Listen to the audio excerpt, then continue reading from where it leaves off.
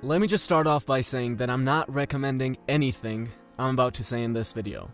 I've simply taken one of the most influential books ever written, and I will try to break down some of the ideas with hopefully relevant examples.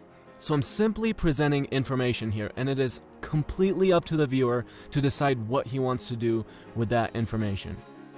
How we live is so different from how we ought to live that he who studies what ought to be done rather than what is done will learn the way to his downfall rather than to his preservation. What Machiavelli is saying here is, look, we all have these visions of how society should be and what we should all do, but the truth is, what happens in reality just doesn't correspond to that at all. So what he's basically saying is, get real. If I asked most people watching this, do you want to see Kim Kardashian's ass from 20 different angles every single day on your computer screen, what are most people going to say? No, that's not what we want. You shouldn't be clicking on that stuff. You should be educating yourself. You should be reading Voltaire. Now, here's what Machiavelli is saying. Look, that might be how we ought to live, but it's just not what's really going on. So if you're a marketer, don't cater Voltaire to people's Facebook feed. They don't care about Voltaire. Instead, show them Kim Kardashian's ass from 20 different angles, and the 10 celebrities this week who got drunk and then threw up. You'll get all the clicks you want, and you'll make a lot of money. And this makes people genuinely angry. Machiavelli, don't say that. How could you say something like that? Well, because that's just how it is. If you don't understand that this is how it is, you either don't know anything about marketing, or you're some well-intentioned wannabe marketer who hasn't had his dreams completely shattered yet. And the same thing applies to politics and any other field of power. You can't be a good, honest politician. You just can't. People say all the time, well, why can't we just have honest politicians? Because honest politicians are like the marketer who markets Voltaire to you. You don't click on Voltaire, you click on Kim Kardashian's ass. So just like a marketer who markets Voltaire will never get any clicks, the honest politician will never get any votes. Any man who tries to be good all the time is bound to come to ruin among the great number who are not good. Hence, a prince who wants to keep his authority must learn how not to be good, and use that knowledge or refrain from using it as necessity requires. Again, a politician needs to learn how not to be good. I know that might sound crazy, but that's the only way he'll ever have a chance. What are you going to do? Go up there on the stage, be honest, and say, well, if you don't want to be broke, stop sitting in front of the TV all day and pick up a book. And in the long run, granted you also work hard and smart, you will start to see results. Is that really what you're going to do? You can, but you'll never get elected. No, don't do that. Go up there and tell them how you're going to just change this one thing about the economy, and all of a sudden we're all going to have more money. Money is just going to be magically generated out of nowhere, and you will then hand out this magic money to everyone. And yes, as stupid as that sounds, you will actually get all the votes, and your honest competitor will get none. I also love people who have absolutely no idea about how business works, and in their mind they'd be so good only if they were in power. If I was in charge of that, I would pay people 3 times as much.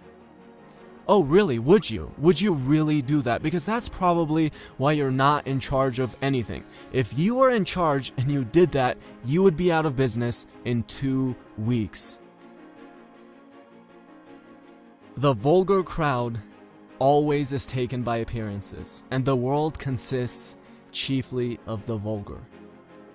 Machiavelli says, now that you know that a lot of times you can't be a good guy, don't make the mistake of not appearing like one.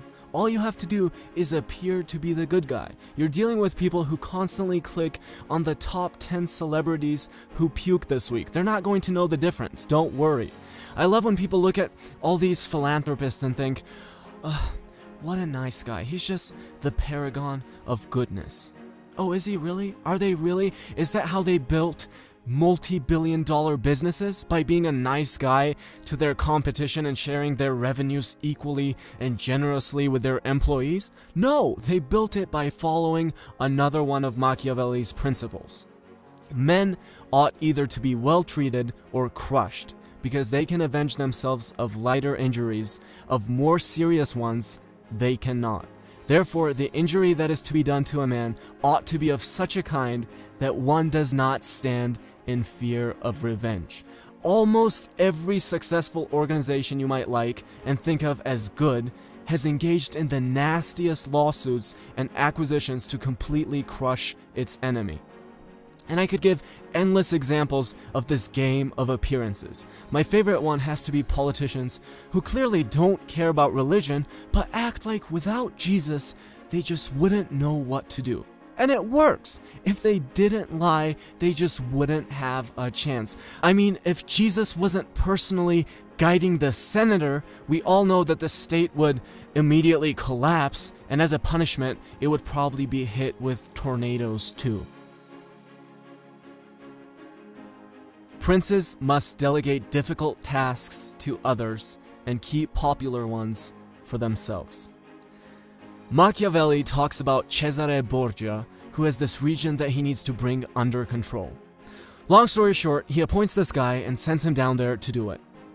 The guy makes sure the troublemakers' heads are chopped off and they're castrated and all of that really brutal stuff. And finally, the place is under control.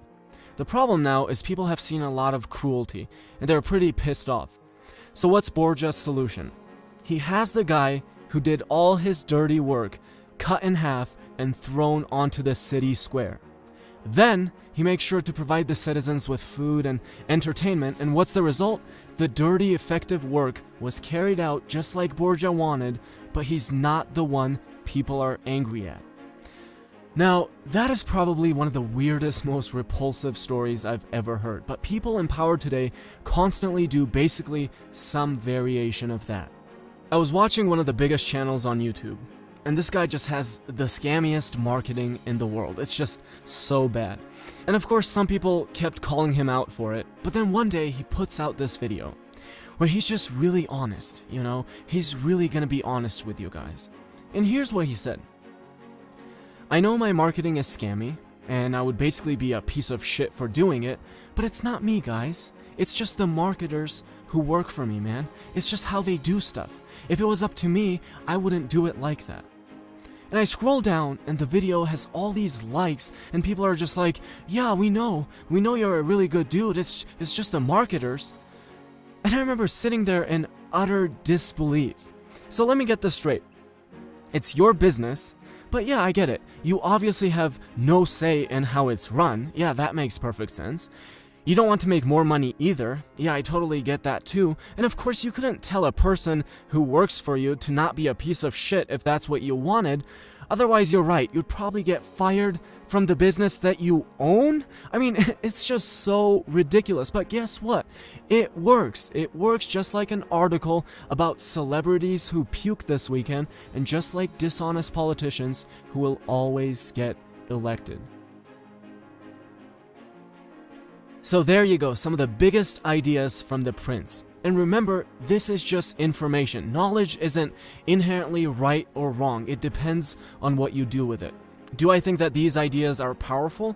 Absolutely. Do I want to live a fully Machiavellian life? No, absolutely not. It would be the most dreadful life in the world. Machiavelli says it is safer to be feared than to be loved. Would I want to apply that to my relationship? No. And I'll admit, yes, you would probably lower your chances of being cheated on if you threatened the woman you're with that if you caught her cheating, you would chop her head off. Yes, that will probably make her less likely to cheat on you than giving her freedom and a relationship based on love. But at the same time, I would rather get cheated on 100 times than never cheated on because she's scared of losing her life if she cheats. So no, I'm not going to be some fully Machiavellian psychopath. But at the same time, I don't want to walk into a business setting and just get absolutely crushed by a bunch of assholes.